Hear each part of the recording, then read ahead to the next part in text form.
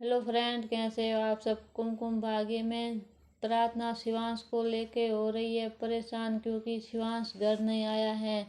तब बहुत देर बाद शिवांश घर आता है। तब प्रार्थना पूछती है कि आपने खाना खाया, लेकिन शिवांश गुस्से में होता है और कहता है कि तुम मेरी चिंता मत करो।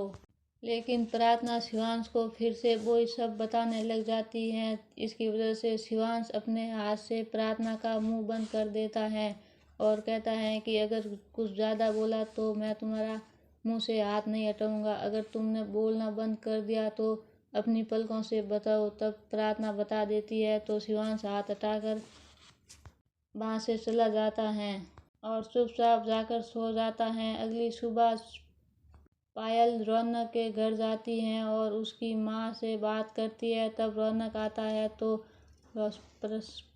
पायल कहती है कि शिवांश ने ऐसा नहीं किया, मुझे उस पर गुस्सा आता है। लेकिन रौनक उल्टा पायल को कहता है कि तुम हमारे घर के मामला में मत पड़ो, यहाँ से चली जाओ।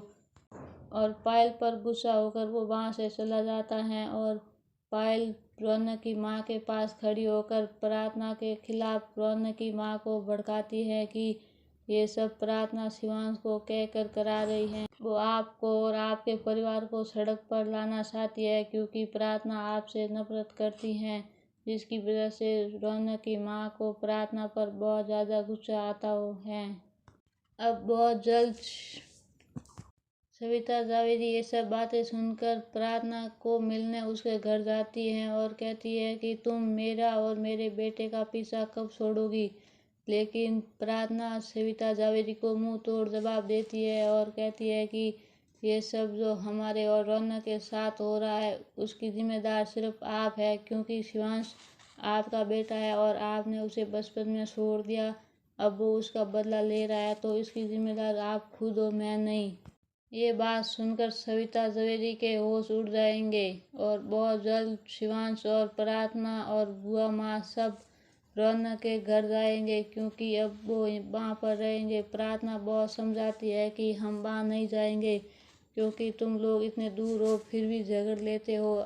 तब एक छत के नीचे रहेंगे तो तुम दोनों पता नहीं कितना झगड़ोगे, क्योंकि रौनक तो प्रार्थना से बात किए बिना नहीं रहेगा, तो वो प्रार्थना से बात करने की कोशिश करेगा। इसकी वजह से शिवांश को गुस्सा आएगा तो दोनों फिर से झगड़ने लगेंगे।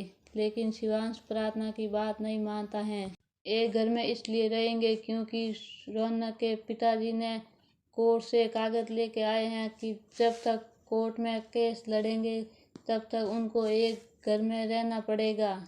प्रार्थना तो इस बात से बिल्कुल भी खुश नहीं है। उसे तो बहुत ज़्यादा दुख हो रहा है कि पता नहीं अब क्या होगा, क्योंकि शिवांश तो बहुत ज़्यादा गुस्से में रहता है।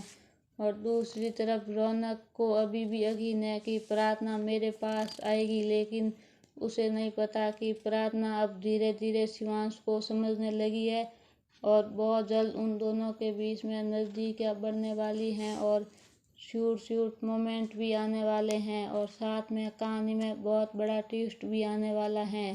कहानी में क्या ट्विस्ट है वो तो आप लोगों को आने वाले एपिसोड में देखने को मिल ही जाएगा।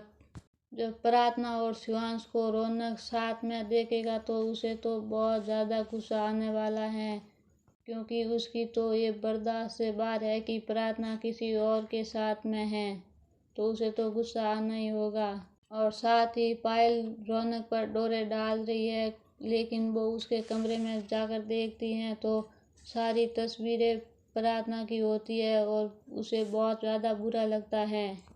वीडियो पसंद आए तो एक लाइक ज़रूर करें और चैनल को भी सब्सक्राइब करें।